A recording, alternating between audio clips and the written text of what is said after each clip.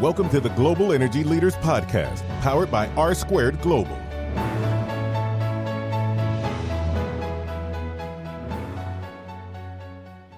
Welcome to another edition of the Global Energy Leaders Podcast. As always, I'm your host, Ryan Ray, and today we're shifting gears and we're bringing on BB Denson to talk about her children's book that are pro-oil and gas. BB, how's it going today?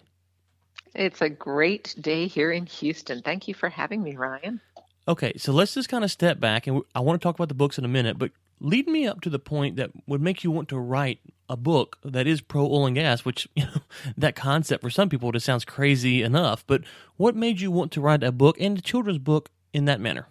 Well, for my day job, I work for an environmental company, and my job with that company has been to listen to the problems of oil and gas with the idea that when I hear a problem in which my company can help them, then I reach into our company toolbox and go, aha, we can help you with this problem by doing this. And so I have spent the last almost 8 years now doing this. And a few years ago, it occurred to me that the number one problem, in my opinion, oil and gas has is that everybody hates us. And I couldn't reach into Weston's toolbox and come up with something that really address that problem. But I am an engineer by nature. I'm a problem solver, and it just bugged me. And I kept thinking about it and trying to figure out why everyone hates us so much. And I determined that it was because of everything they hear in the media and in the news, and that we weren't doing a very good job of putting another face out there in the media. And really, I can't fund a full-length feature film, and I couldn't start doing product placement in TV shows and movies, which are two things I really thought this is what we really ought to do. But I could, in this day and age where we've got self-publishing and digital everything, I thought I could write a book, and I could self-publish it and go ahead and try and make the case for oil and gas. And I chose the children's books because I spend a lot of my time listening to a lot of facts and figures and data from scientists and engineers. And based on all this data, we are not having catastrophic man-made climate change, and oil and gas is doing tremendous things for civilization. And I see so much information on a regular basis, and then I hear the opposite in the news, and I thought our problem is they aren't privy to this information. It's something you need to be an engineer or a scientist to really want to dig into the data and see all that I see all the time. So I thought what I wanted to try and do was simplify it to the point where a kid could understand it, with the idea that it's going to get through to some adults too when they see the book. And I have a section I call for the adults in the room, where I take, a 1,000-page study by someone, and I reduce it to a few sentences so you get the gist and why this is a good thing. And it's very simplified, but I thought it would be the easiest way to kind of get it out there to the general public. So that was a really long answer to a short question. No, that's great. That's helpful because, you touched on a lot of stuff there, and I don't even know what kind of money it would actually take. You said you don't have the money to do a feature-length film. Well, okay, that's one thing, but to get product placement or stuff like that for Hollywood, they may not even take your money. So go and self-publish might have been just the easiest way to kind of get the word out there. But the big thing I want to talk about is you mentioned the word catastrophic, and Alex Epstein talks about that a lot in his book, The Moral Case for Fossil Fuels, and that's one of the things that I really wasn't even aware of. For a long time, I didn't understand, what was going on. I knew that I wasn't, buying into the hype, but I didn't really understand how to categorize it. And then when he starts breaking down catastrophic climate change, just like you did, it's helpful to understand, okay, catastrophic climate change is not the same thing as climate change. And so that was a very helpful distinction there. And what kind of led you to that discovery? Was it, a self-study or reading books, or how did you come across that term catastrophic climate change that was helpful, at least for me, I'm sure for you, to understand those distinctions? I think most of the scientists out there that study this all agree on that, actually. I think there's very few that don't and that actually do call it catastrophic climate change. It's kind of the opposite of what you would think if you listen to the media. What was it that Ronald Reagan said, that they know so much that just isn't true? And that's how I feel about this. I don't think there's anybody that denies our climate's changing. Our climate has been changing for hundreds of millions of years because the Earth just keeps changing. Nobody, has ever said otherwise. But is there anything catastrophic about it? No. Is it caused by man to a catastrophic extent? Certainly not. I mean, there's so many things that get exaggerated. For example, one of the reasons that my second book is about carbon, and why on earth someone would pick on carbon when you look at, and I think it makes up, the most anyone would say is like 4% of greenhouse gas is carbon. So why are we picking on carbon? Why is that the one that, carbon is, after all, what we're made of? We are a carbon-based life form. What are they going to do next? Go after water vapor? Because that's the other, 95% or something of the greenhouse gases, and they're going to start taxing us on water too. Is water a bad thing too? It's all just so ludicrous. It's hard to believe that people even say it with a straight face, in my opinion. Yeah, and the frustrating thing I think is that on both sides of the aisle, no matter where you come from, is that if you say, well, I want to talk about climate change, well then you're cast as, from one side at least, as a climate denier, and that's not true. The problem is that there has been plenty of people on the other side who don't want to at least say, well, okay, yeah, there's climate change, but let's kind of make a more nuanced argument. And so we've kind of just gotten these two categories. Either you're a climate change person or you're a climate denier. And really, I think what we're both saying is that, well, let's just have a discussion about what we mean when we say climate change, and is it catastrophic? What does this mean, and how do we think about that? And if the climate is changing, is that good? Is it bad? Just because the climate's changing doesn't necessarily mean it's bad. And so there's a lot of stuff there. But I want to get to the books now. So you wrote two books, and so kind of walk us through that process, just as someone I've never produced a book in my life. So, how did you come about, sitting down, writing the book, and what was that like? Well, it started Christmas before this last. I was out for a walk with my daughter and her boyfriend, and I was saying somebody should write a pro oil and gas children's book. That's what we need. We need something that's very simple, that just goes to the basic points in a simple way someone could understand. But how do you go about writing a children's book and make it about energy? And my daughter's boyfriend said, make it a go-kart that wants to grow up to be a car. And as soon as he said that, I saw the whole book in my head. He doesn't grow up to want to be a car, by the way. But as soon as he said go-kart, all of a sudden I knew what I was going to do. And so I literally sat down the next day and I wrote the story. So in this book, it's a go-kart who realizes he needs power to go uphill. And so he looks at his choices out there and realizes that his conscience wouldn't let him do anything but go with oil and gas. So that was what got the first one going.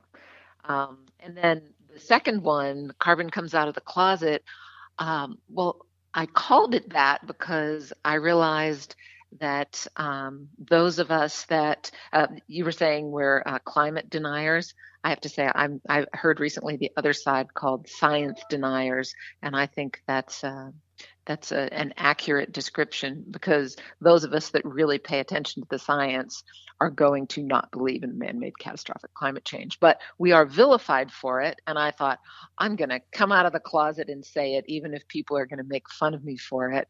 And then I had the idea about, the double entendre, have the carbon come out of the closet. So that's why that book is called Carbon Comes Out of the Closet, because he stores his carbon in his closet. And then again, because he feels his conscience won't let him do anything else, he releases his carbon into the atmosphere. So Right. And, one of the things, I've read the books to my children, and thank you so much for sending me a copy of each. And I sat down last night before this interview, and I said, okay, I've got to do it. They went out of town for a wedding, and so they just got back. And I said, okay, we got to read these books, because I promised I'd read them before the show, and I don't want to read them by myself without reading them to them. So we sat down last night and we read them.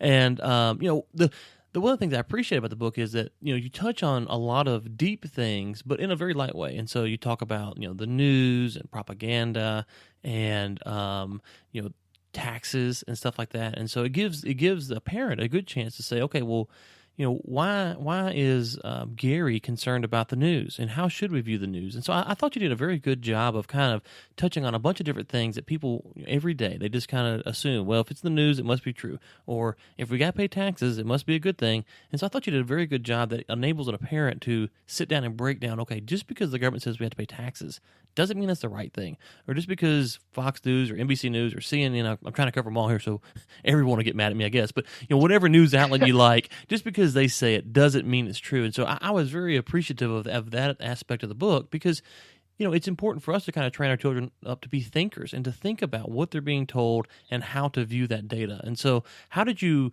when you said you kind of sat down and you wrote the book, and within a short period of time, was that one of the things that was, in your forefront of your mind, going, okay, I need to make sure I lace all this together, or did it just work out naturally that way?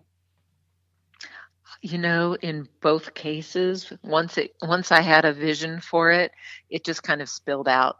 I wish I could tell you I had a real process for it, but once I got the idea in my head, I just couldn't stand it. I just had to write it all down and get it going. So it's a lot of fun. I had a blast doing this.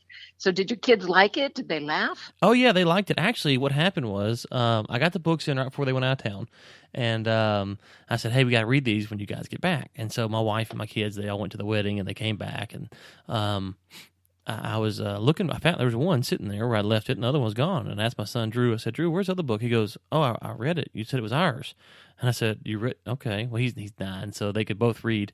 And I said, "What'd you think?" He goes, "It was hilarious." And that was Carbon Comes Out of the Closet. He goes, "That was hilarious." And so then, Yay. yeah, so he loved it. And then so that night, I sat down with both of them, and even my littlest, who's 15 months, so she didn't get any of it. But Drew and Ellicate are 9 and 7, and so they sat down and we read it. And they both liked it, and it was for Ellicate. The other thing here was important is that she's learning to read. She can read, not as well as Drew, but I'd hold the book up and she could follow along. So all the words were very, it was good spacing, good text, and those are things that you just don't think about all the time. But I was able to hold it up and she was able to read along, in her mind as I was reading out loud. So it was a great experience, and we really loved it. And so did the kids. I loved it. The kids loved it, and I liked the resources at the back. I hadn't got a chance to go and look at all those, but I liked that there was a spot for adults that were maybe interested in continuing their education on this matter. So no, everyone loved it, and it was a good experience. It wasn't a long read, it wasn't like a 45-minute ordeal to read them both. It was the right amount of time. Good, thank you. Oh, you made my day. I'm so glad to hear that. So the notes in the back I added because when I first wrote the first book, I showed it to some friends and they didn't understand some of my points. They'd say, "Why would you say that?" For example, they'd say, "Why would birds be afraid of wind turbines? Why they go so slow?" And I thought, wow, people don't know that those things are going Right. almost 200 miles an hour. So I decided I needed to do that because if the adults are going to read these books to their kids, then they need to understand why I'm saying the things that I do. Uh, and I have to say, I'm glad. I'm really happy that you like the cadence or whatever in that book. I purposely did not go and see. I know I read a little bit about what are you supposed to do when you write a children's book, and Right. they say you're supposed to go and read all the new books that are out there to see how they're done. And I thought, I like Dr. Seuss when I read to my kids. Right. So, and you know how they kind of rhymed along Mm-hmm. and such. So I just kept that in my mind as I did it. And I thought, I don't want to copy anybody else's. I just want it to be what I like. And so it is. It's funny you point that out. Right. It's funny you point that out because when I was reading it, that's kind of what I thought of, a Dr. Seuss book. And so I forgot to mention that. But no, that's exactly kind of what I thought. It had that Dr. Seuss feel, which is very easy and very good for kids because they can kind of, they get the rhyme and it gets good pattern and all that stuff. So no, it was great. So now that you put the book out there, though, I have to ask, how has the response been? Obviously the pro oil and gas people have probably been, patting you on the back and, hey, good job. But I'm sure there's been some folks that have had not so much favorable stuff to say about you as well. Well, I have to say, I have not yet had my house egged, and I was afraid that might happen. So that's a good thing. The funniest thing is I've had some issues with Amazon. They pulled down my reviews, and then I have to go back and go, what happened to all my reviews? And then oh, my book's not available anymore. It's like, why is my book not available? And people send me notes and say, I ordered it from Amazon. They say it's not available. It's print on demand. It has to be available. So they've surprisingly have been the only ones that are just kind of funny about. When I look on my website, I can see that people from Mountain View, California, are the main people that go and look at my website. So that's where Amazon's headquarters is. So I think some people there don't like it. So I'm going to say, if you're listening, go get the book at Barnes and Noble. And we'll make sure to link to it at Barnes and Noble and Amazon as well. Oh, that'd be good. Maybe the listeners will put a little pressure on Amazon to kind of balance that out. Well, you are a little bit of, and I don't mean this in a bad way, but an odd cat, because you're as you mentioned, you're an environmentalist who's pro oil and gas, and as someone who's worked in oil and gas, we're always like, oh God, we got to call the environmental people, and so it is refreshing to talk to someone, and I'm sure this has been a benefit for you on the professional side as well, because oil and gas companies are wanting to work with people who aren't going to come out there and just strap them with more regulations. So I'd imagine that you've had a lot of good feedback inside the industry too. Oh, I have from the industry for the most part. I will say there are certain companies that just they like Exxon, they're really looking into this, and I don't understand. I don't understand Shell and Exxon. Why don't they just stand up for their industry instead of saying, well, is a carbon tax a good idea? Maybe we should do it. And the cynic in me wonders if it depends on, and I think I've even heard this from some people. It depends on where their operations are, because it might be a benefit to them, a financial strategic benefit comparing to other companies, depending on who gets taxed where and whatever. So I don't know how all that stuff works, but for me, I just like to stick up for the truth. And I would say, I work with scientists, and most scientists do agree that catastrophic man-made climate change is not a thing. And so now there are some people that I work with that are on the other side. It's a mixed bag, but I would say I don't think I'm vilified by anyone within my company for it. So that's good. Well, that I know of. Right. Well, one of the things I've learned from traveling overseas is that when you get to, different countries in Africa or whatever, is a lot of the stuff that they're saying, they're hearing from our media. And so, or the World Bank may be pushing it. And so it's interesting when you talk about Exxon or some of these bigger companies and why they're saying what they're saying. This is a personal opinion here. It seems that the propaganda is so large that they have to kind of say that, or some of these countries will look at them going, "Oh man, you're way out of line. Do you understand what's going on here?" And so it's so many political influences. So I just want to commend you. Thank you for putting this out, and especially in a format for our children, because in my house, educating my children is a top priority, and so this is just another avenue to do that. So thank you so much for being brave, and as I said, not in a bad way, kind of being the oddball who's willing to not only be the environmentalist but be the pro oil and gas environmentalist. And so I hope that pays major dividends to you in your career. And before I let you go, though, I think you have one more book coming out. So could you tell us about that? Sure. Well, I haven't published that one yet because I'm looking for a publisher, because I have found that since my books are self-published, I can't get those into the distribution channels to get them into schools. And I know there are some schools that have told me, at least here in Texas, they would like to have my books. So I want to find a publisher that is willing to take on a controversial book like this. But I won't give you the whole plot, but the next book is going to be a different character. And in this book, the main character is going to see everything that is made in oil and gas disappear, because she's going to wish for it all to disappear. But I don't want to give you the whole story away, but that's going to be my third one. So if I can get a publisher, that's going to be the next one. I'm working on that now, so we will see.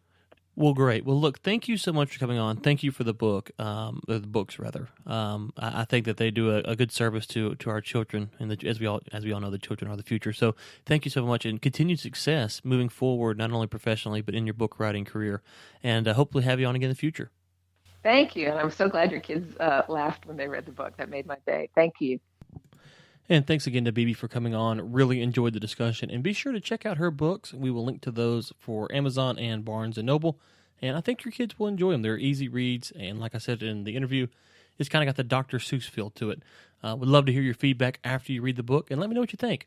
You can always reach me using the website, globalenergymedia.com/contact. Thank you so much for tuning in. And until next time, keep climbing. Thanks for listening to the Global Energy Leaders Podcast, powered by R Squared Global.